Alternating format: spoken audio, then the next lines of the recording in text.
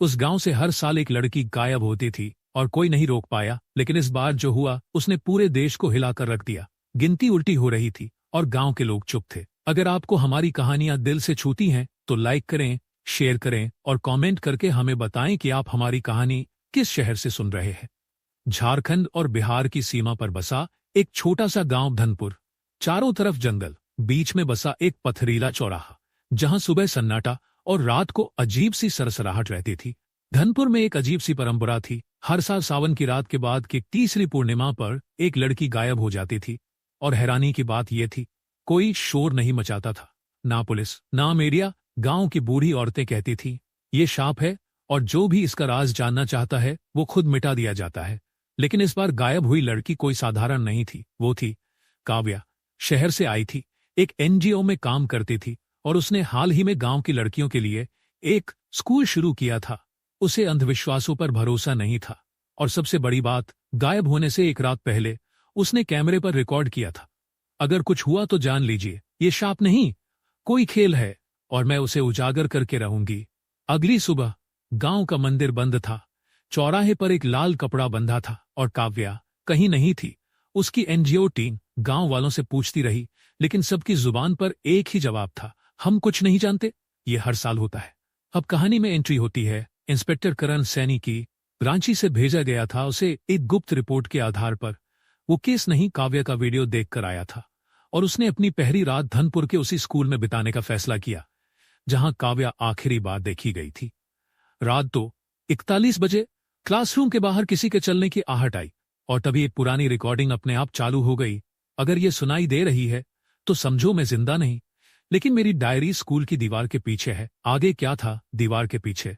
क्या काव्या ने सच में किसी भेद का पता लगाया था? और क्या इंस्पेक्टर करण सैनी उस राज को उजागर कर पाएगा या खुद अगला शिकार बन जाएगा?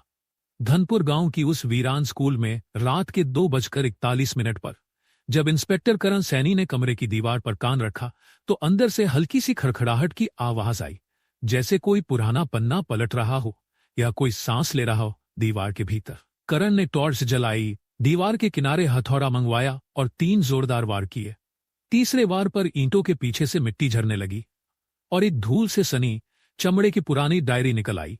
उस डायरी के पहले ही पन्ने पर लिखा था, मेरा नाम चंपा है, मैं 2004 में गायब हुई थी, लेकिन मैं मरी नहीं थी। करण की सांसें तेज हो गईं। वो वहीं जमीन पर बैठ गया और डायरी के पन्ने पलटने लगा।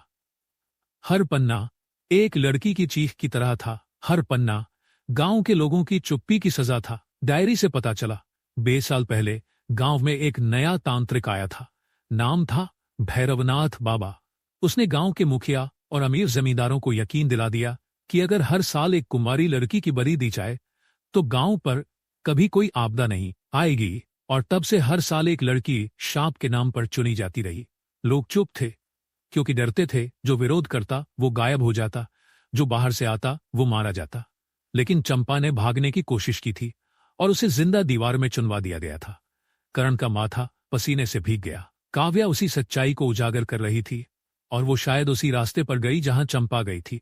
करण ने तुरंत गांव के बुजुर्गों को थाने बुलवाया, लेकिन सबने मुंह फेर लिया। एक बूढ़ा जो सबसे पीछे खड़ा था, उसने धीरे से कहा, चंपा मेरी बेटी थी, और वहीं फसक कर रो पड़ा। अब करण के सामने 2 रास्ते थे, या तो वो इस डायरी को सबूत मानकर सीबीआई को सौंपे या फिर खुद उस रात उसी समय पर उस गुफा में जाए जहां बलि दी जाती थी, जहां शायद काव्या अब भी जिंदा हो। करण ने फैसला किया, मैं काव्या को लेकर ही वापस लौटूंगा, नहीं तो मैं भी अगली डायरी बन जाऊंगा। अगली रात वही समय 2:41 में इंस्पेक्टर करण सैनी अकेले उस पुराने कुएं के पास पहुंचा जहां गांव के कुछ लड़कों ने बताया था कि हर साल गायब हुई लड़की को वहीं ले जाया जाता था। पुराने जंगल के भीतर बनी एक गुफा में वो रास्ता कोई सीधा रास्ता नहीं था।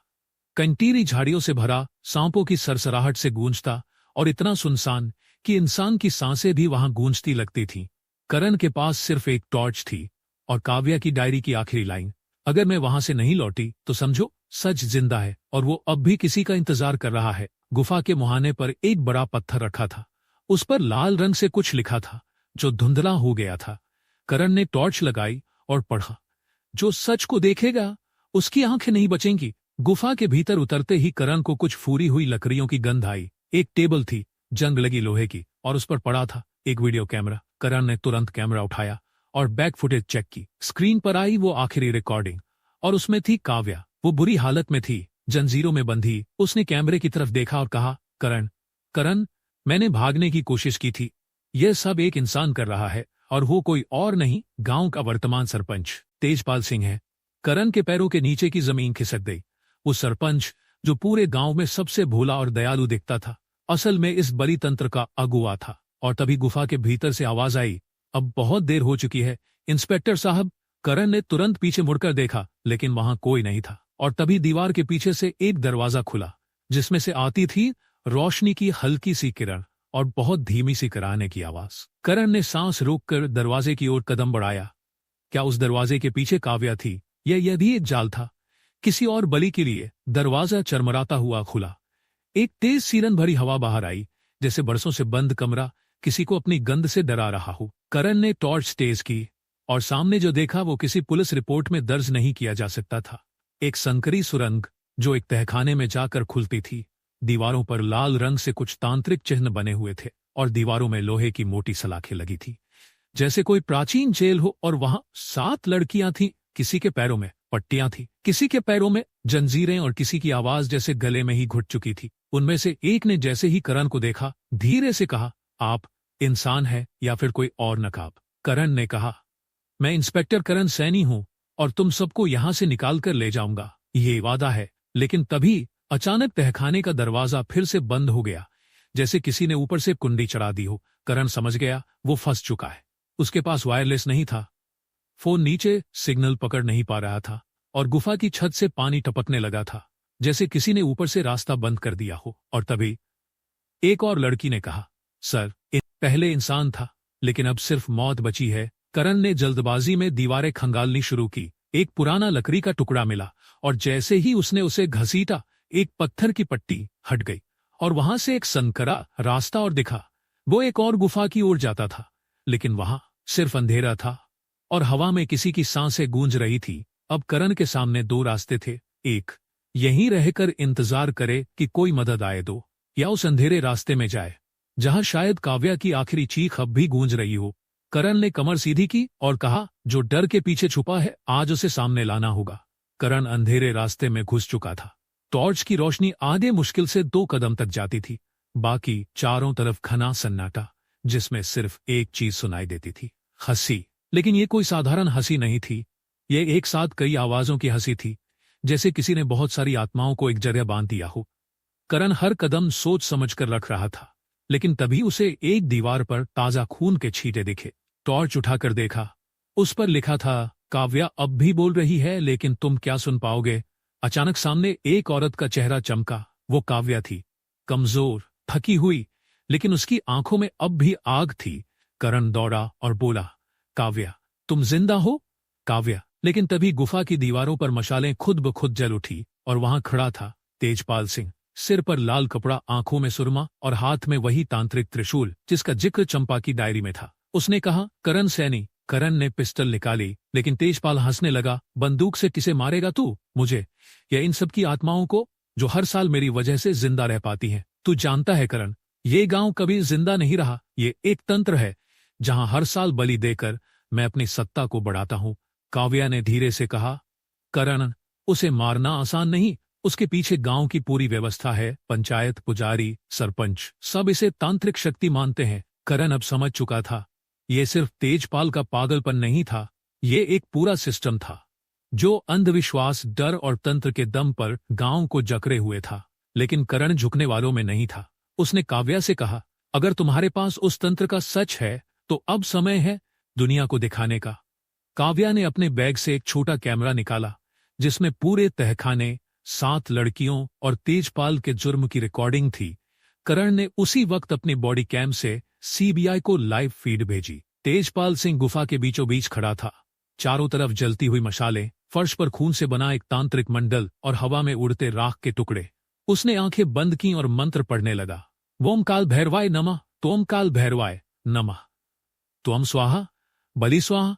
काव्या डर से कांप गई, लेकिन करण की आवाज गूंज उठी, बहुत हो गया, तेरे डर और धुएं से अब कोई नहीं डरेगा। तेजपाल ने आंखें खोली, उसकी पुतलियां अब लाल हो चुकी थी उसने कहा, तू सोचता है तंत्र सिर्फ अंधविश्वास है। नहीं करण, ये वो शक्ति है जो इंसानों को जानवर बना देती है और जानवरों को भक्त। और उसी वक्त गुफा की दीवारों से गूंजने लगी लड़कियों की चीखें, जैसे बरसों से दबी आवाजें बाहर निकलने को तड़प रही थी। करण ने लड़कियों को बाहर निकालने की कोशिश की, लेकिन तेजपाल ने जमीन पर त्रिशूल घुमाया और एक जोरदार धमाका हुआ। गुफा की दीवारें हिल गई, कवेरू गिरने लगी और दरवाजा बंद हो गया। अब करण और काव्या फंसे थे तेजपाल के सामने और 7 मासूम लड़कियां उनके पीछे। करण ने अपनी पिस्टल सीधी तेजपाल पर तानी, लेकिन तभी पीछे से काव्या ने कुछ फेंका। वो थी चंपा की डायरी। उस डायरी के हर पन्ने में तेजपाल के पाप दर्ज थे। करण ने कैमरा तेजपाल के चेहरे पर तान दिया। लाइव स्ट्रीम चालू थी।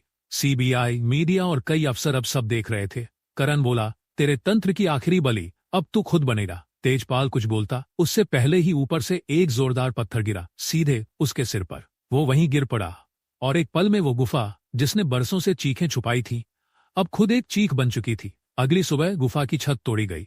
सीबीआई ने पूरे गांव को घेरा। मुखिया और पुजारी गिरफ्तार किए गए और उन 7 लड़कियों को पहली बार खुले आसमान के नीचे लाया गया, जहां सूरज सिर्फ धूप नहीं, आजादी भी दे रहा था। करण और काव्या दोनों थके हुए थे, लेकिन मुस्कुरा रहे थे। काव्या ने धीरे से कहा, हर गांव में शाप नहीं होता, कभी कभी शैतान बस इंसानों के कपड़े पहन लेता है। करण बोला, और सच अगर बोलना शुरू कर दे तो किसी गुफा की दीवार उसे रोक नहीं सकती।